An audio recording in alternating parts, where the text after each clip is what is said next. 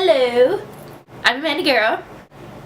Today we're going to be talking about half-lives and decay series. So let's just start off with half-lives.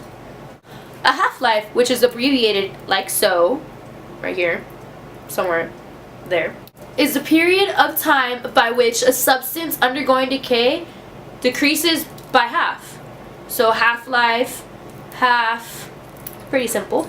Half-lives are used to describe quantities undergoing exponential decay.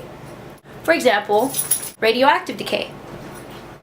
In radioactive decay, the half-life is constant throughout the whole time. Although, a half-life can also be described as non-exponential decay. Although in these substances, the half-life varies in the decay process. If the half-life is greater than the residence time, the radioactive nuclide will have enough time to significantly alter the concentration. The opposite of a half-life is doubling time. The half-life for a given isotope is always the same. It never depends on how many atoms you have or on how long they've been sitting around. It's always going to be the same no matter the circumstances. The half-life of beryllium-11 is 13.85 seconds. So let's just say, you start off with 16 grams of 11 beryllium. If you wait 13.85 seconds, you'll be left with 8 grams. You'll have 8 grams left, and the rest will have decayed to boron-11. So if another 13.85 seconds were to go by, you'd be left with 4 grams of beryllium-11, and if you wait 13.85 more seconds, you'll be left with 2 grams of beryllium-11. So you see how the pattern goes. So a lot of decays happen really fast when there's a lot of atoms. And then things start to slow down once the atoms are gone. So if you have a smaller amount of atoms, things are slower. And if you have a lot, it's a little bit quicker. The half-life itself is always the same, but the half gets smaller and smaller. So decays are kind of fast and furious at the beginning, and then they slow down over time. Kind of like people, how when they're young, they're able to do a lot of things and they're super fast. But then as you get older, even though you might want to, you can't really do all the things that you used to be able to do when you were younger. It is impossible to predict when a specific atom is going to decay, but you can predict the number of atoms that will decay in a certain period. So half-lives can basically range from mere fractions of a second or to many billions of years. In addition to that, the half-life of a particular radionuclide is unique to that radionuclide.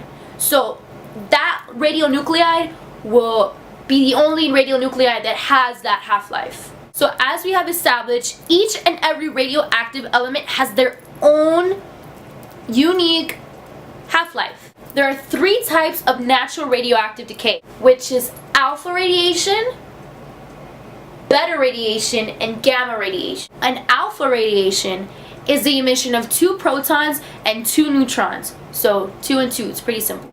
An alpha radiation has a positive charge and it has a helium nucleus. A beta radiation emits more neutrons than protons and it always has a negative charge. In gamma radiation, the nucleus emits rays in the gamma spectrum. Gamma rays neither have mass or charge. While many radioactive elements decay naturally, you can also start the nuclear reaction artificially. There are 2 types of artificially stimulated nuclear reactions, and that is nuclear fusion and nuclear fission. Fission, fusion, fusion, fission, fusion, fission, fission, fusion. It's very confusing, but you'll get it. Now let's talk about decay series. So, a decay series is the term given to the list of transformations that a given isotope of a given element undergoes to complete a cycle to a stable state. This includes the identification of the daughter products and half-lives of those products, as well as the identification of the decay mode that facilitates the transition to the next daughter. Another way that you can call a decay series is a decay chain, because it starts with one isotope and ends with a different isotope. The chain begins with the isotope in question and ends with the stable isotope. So the stable isotope will be the end product of the chain. An example of a decay series would be uranium-238 to lead-210. So the decay chain refers to the radioactive decay of different desiccate radioactive decay products as a chain series of transformations. Most radioactive elements do not directly decay to a stable state, but rather they undergo a series of decays until eventually a stable isotope is reached. Decay stages are referred to by their relationship to previous or subsequent stages. So basically, a parent isotope is one who undergoes decay to form a daughter isotope. So kind of like a parent has a daughter. The daughter isotope of the parent isotope may decay until it forms a daughter isotope of its own. So the daughter of a daughter isotope is sometimes called a granddaughter isotope. No, I'm not kidding. Like, this is legit. So just think of a family tree. If you have a daughter of a daughter, it's the granddaughter of the parent. Yeah, I think that's, I don't know what I just said. The time it takes for a single parent atom to decay to an atom of its daughter isotope can vary widely. Not only for different parent-daughter chains, but also for identical pairings over time.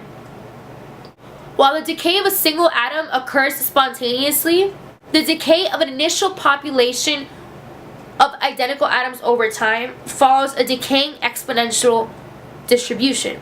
There are three main decay chains or families. Since we have daughters and parents and all these granddaughters and stuff, the three that are observed in nature are, there's the thorium series, the radium series, and the actinium series.